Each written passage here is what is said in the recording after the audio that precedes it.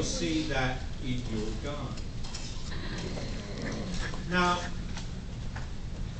these regulations do not apply in certain areas.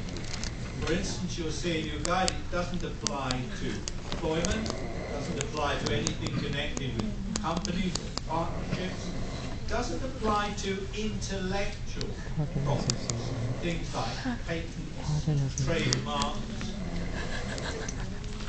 that sort of thing, copyright. It doesn't apply to financial services, though the book doesn't actually mention it.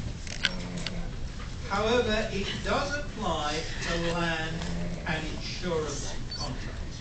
One of the differences with UCTA, because UCTA does not apply to land or insurance. Now we come to the really difficult European bit.